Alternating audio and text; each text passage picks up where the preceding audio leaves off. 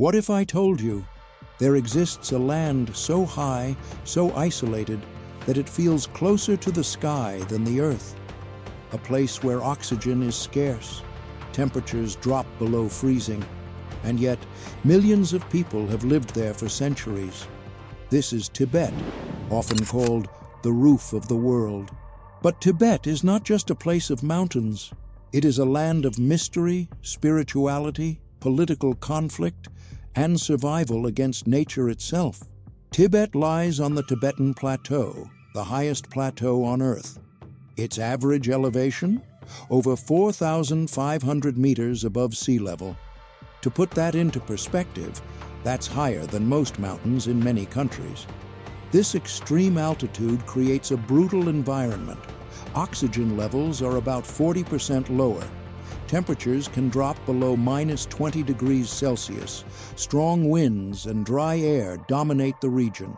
And yet, this land is home to some of the world's most iconic natural features, including the mighty Mount Everest, the tallest mountain on Earth. Life here is not easy. Even walking can feel like running a marathon. But for Tibetans, this is home. Tibet is not just known for its geography. It is one of the most spiritually rich regions in the world. The majority of Tibetans follow Tibetan Buddhism, a unique form of Buddhism deeply connected with rituals, meditation, and reincarnation. At the center of this belief system stands one figure, the Dalai Lama. He is not just a religious leader, but is believed to be the reincarnation of a compassionate being who chooses to be reborn to help humanity. For centuries, monasteries have been the heart of Tibetan life, places where monks dedicate their entire lives to meditation, knowledge, spiritual discipline. Religion here is not just belief, it is a way of life. The capital of Tibet is Lhasa, a city once known as the Forbidden City due to its isolation from the outside world. At the center of Lhasa stands the iconic Potala Palace, a massive structure built on a mountain. This palace was once the home of the Dalai Lama and remains a symbol of Tibetan identity. Despite modernization, Lhasa still carries ancient temples, prayer flags fluttering in the wind, pilgrims walking for days just to reach sacred sites. It is a city where tradition and change collide. But Tibet's story is not just peaceful and spiritual, it is also deeply political.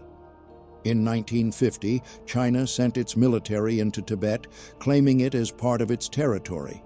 By 1959, tensions exploded into an uprising. The result?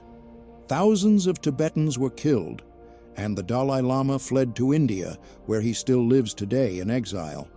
Since then, Tibet has been under Chinese control. China has built roads, railways, and cities, integrated Tibet into its economy.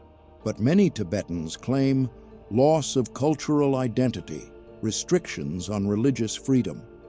This has turned Tibet into one of the most sensitive geopolitical regions in the world. Living in Tibet requires incredible adaptation. Tibetans have naturally developed larger lung capacity, higher oxygen efficiency. Their lifestyle is simple but resilient. Yak herding, farming in harsh conditions, living in extreme cold. The yak is essential to survival. It provides milk, meat, clothing, even fuel from its dung. Modern developments like the Qinghai-Tibet Railway have made travel easier, but life is still far from easy. Tibet is not just important for its culture, it plays a major role in the entire world. Why? Because Tibet is often called Asia's water tower.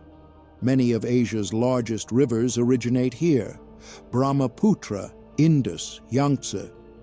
These rivers support billions of people across multiple countries. Any environmental or political change in Tibet can affect half the world. Tibet is a land of contradictions, extreme yet peaceful, isolated yet globally important, ancient yet caught in modern conflict. It is more than just a place. It is a story of survival, belief, and identity.